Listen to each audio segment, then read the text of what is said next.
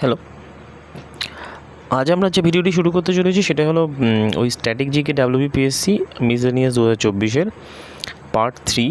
এটা all previous ইয়ারের যে রিভিশন সিরিজটা আমাদের চলছে। আগের দুটো ভিডিওতে আমরা পার্ট 1 এবং পার্ট 2টা কমপ্লিট করেছি। তোমরা পারলে ডিসক্রিপশানে লিঙ্ক দেওয়া থাকবে, দেখে নেবে। তো এই ভিডিও করার উদ্দেশ্য ছিল একটাই আমাদের, যে সেটা হলো যে কোশ্চেনগুলো যতটা সম্ভব যতটাভাবে অ্যানালাইসিস করা যায় এবং সেই কোশ্চেনের অ্যানালাইসিসের উপর ডিপেন্ড করে আমরা যাতে আমাদের প্রিপারেশনটাই কন্টিনিউ করতে পারি। তো এটা তো স্বাভাবিকভাবেই জানোই তোমরা যে পিএসসি মিসেলিনিয়াস 2024-এর এক্সাম হয়তো জুলাই আগস্ট দিকে হতে পারে। তো হাতে যেহেতু সময় কম, তাই কুইক রিভিশনটা খুবই দরকার। প্রিভিয়াস ইয়ারের কোশ্চেন থেকে স্ট্র্যাটেজি বানাতে হয় বা বানানো উচিত, সেই অনুযায়ী এই ভিডিওগুলো করা। তো এই ভিডিওটা যে জিকেগুলোর যে এই সিরিজটা চলছে সেটা শুধুমাত্র ডাব্লিউপিএসসি মিসেলিনিয়াসের জন্য নয়, এটা ডাব্লিউপিএসসি ক্লার্কশিপের জন্য applicable. WBP constable, WBP SI, WBKP SI, WBKP constable, RRB railway group D, NTPC এবং বিভিন্ন আরও যে স্টাফ সিলেকশন এক্সাম বা এগুলো সব ক্ষেত্রে এগুলো অ্যাপ্লিকেবল। সুতরাং যেহেতু মিসেলিনিয়াসে 75 মার্কসের জিকে একটা হিউজ পোর্শন জিকে থাকে, সুতরাং খুবই উপকারী এবং খুবই দরকারি, ইম্পর্টেন্ট এগুলোকে। যাই হোক, তাহলে আমরা ভিডিও শুরু করছি। Let's start. তো 2004 সালে স্ট্যাটিক জিকে পার্ট 3।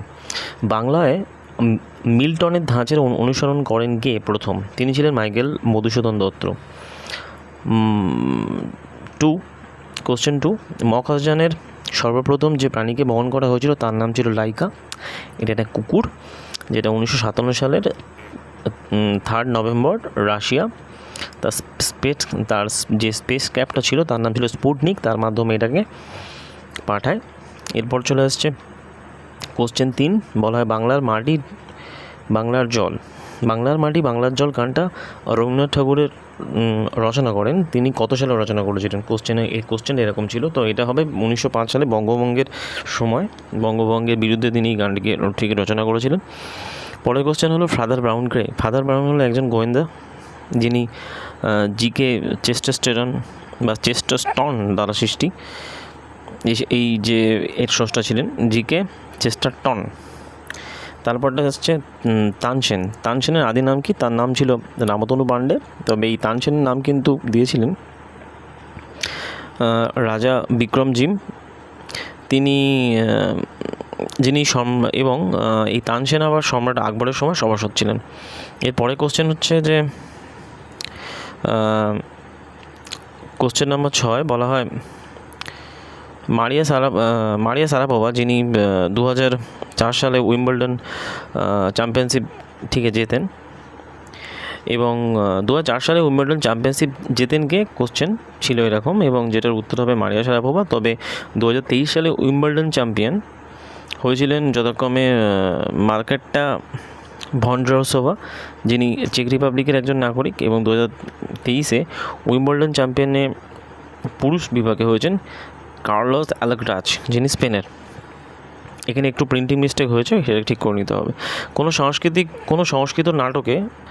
সংস্কৃত নাটকে চারু দত্ত এবং বসন্ত সেন এই দুটো চরিত্র পাওয়া যায়? অর্থাৎ এখান থেকে এই যে চরিত্রগুলো আসছে এইগুলোও আমাদের পড়তে হবে।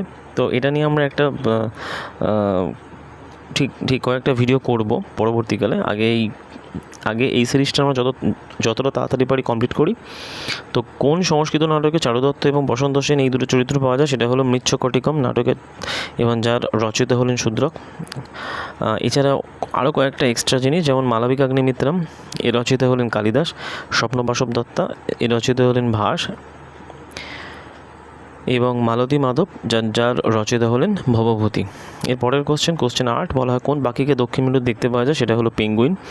আর তাহলে উত্তর মেরুতে কী দেখা যায়? তাকে বলা হয় পোলার বিয়ার। এটা হয়ে গেল আমাদের এক্সট্রা। তো মুক্তির মন্দির সোপানতলে, এই গানটার গীতিকার কে ছিলেন? গীতিকার ছিলেন মোহিনী চৌধুরী। এরপরে চলে আসছে কোশ্চেন নাম্বার 10, যাকে বলা হয় ডাইনোসরস শব্দটি কে প্রথম ব্যবহার করেন? তিনি ছিলেন ল্যামার্ক। এরপরে চলে আসছে কোশ্চেন 11, বলা হয় মোহিনীনাট্যম নৃত্যটি কোন রাজ্যে? এটা হলো কেরালা। অর্থাৎ দেখা যাচ্ছে প্রত্যেকটা ইয়ারেই একটা করে নৃত্য পড়ছে এবং একটা করে ওই সঙ্গীত রিলেটেড, বাদ্যযন্ত্র রিলেটেড কিছু একটা পড়ছে। এরপরে চলে আসছে ভাওয়াইয়া ঠিক লোকনীতি। ভাওয়াইয়া লোকনীতি কোথাকার? এটা হলো আমাদের পশ্চিমবঙ্গের কোচবিহারের। তাহলে একটা করে ঠিক লোকনীতিও পড়ছে। বহুরূপী প্রযোজিত রাজা অদিপাউস, এই নাটকটির মূল গ্রিক ভাষা রচনা করেছিলেন কে? তার নাম সেপোক্লিস। এরপরে চলে আসছে বিশ্ব পরিবেশ দিবস। বিশ্ব পরিবেশ দিবসের ডেট হলো 5 জুন। শেক্সপিয়ারের জন্ম কবে? 16 শতাব্দীতে। বাল্মীকি প্রতিভা, এই রবীন্দ্রনাথ ঠাকুরের রচয়িতা যখন মঞ্চস্থ হয় তখন বাল্মীকির ভূমিকায় কে ছিলেন? তিনি ছিলেন রবীন্দ্রনাথ ঠাকুর।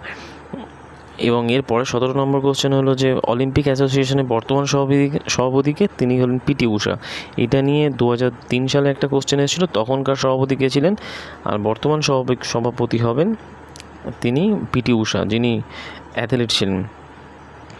কোন রাষ্ট্র সরকারি স্কুলে ধর্মীয় চিহ্ন নিষেধাজ্ঞা করেছে? সেটা হলো ফ্রান্স। যাই হোক, এই ভিডিওটি এখানে শেষ হলো। এরকম ভিডিও কন্টিনিউ করতে বা পেতে তোমার চ্যানেলটিকে লাইক করো এবং সাবস্ক্রাইব করো, এবং অবশ্যই শেয়ার করো যাতে ভিডিওর আপডেট বা ঠিক নোটিফিকেশানগুলো তোমরা পাবে।